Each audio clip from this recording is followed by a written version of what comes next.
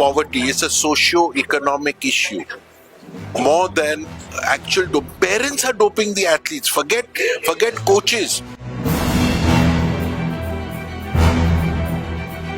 Within a month of the Olympic Games in Paris getting over, we put out a plan.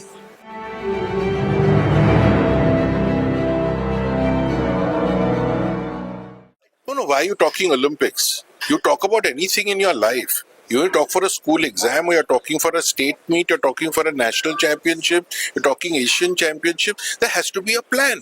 There has to be a vision, there has to be a strategy, there has to be very clearly laid out objectives, short-term objectives, long-term objectives with proper KRAs and performance indicators that by this time, this is the indicator, by this time you should be doing this, by this time you should be doing this. So I'm a strategist. My whole education is on strategy. So to me, strategy is the most important thing. So as far as the athletics goes, we already had our meetings within a month of the Olympic Games in Paris getting over. We put out a plan.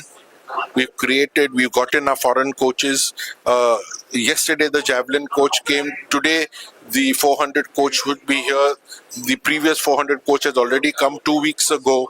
They were on leave, so they had to come in January. So they're all here. We only missing now is the long jump coach, because we're negotiating with the government on his salary.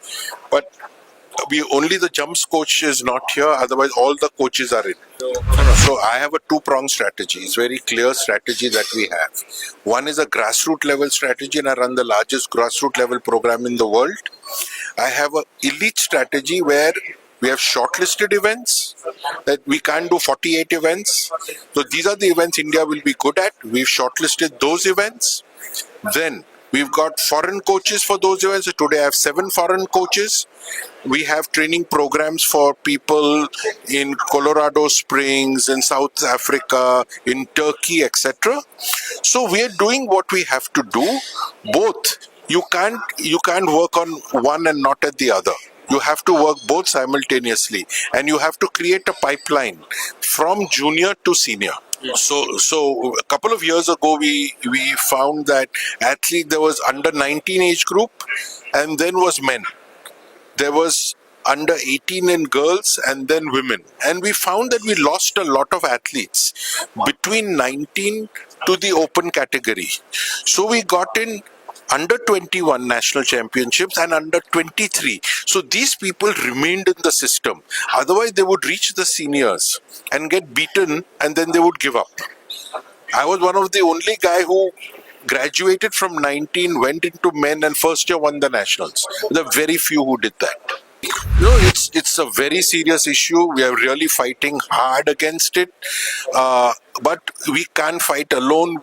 Most of it happens at district level, and at state level, that's where it starts, is the district level coaches and state level coaches. And that is why we said there has to be a coach's registration, so we can catch the coach, we can suspend the coach. If we found that the coach has given a minor athlete under the Juvenile Act, we can get him imprisoned.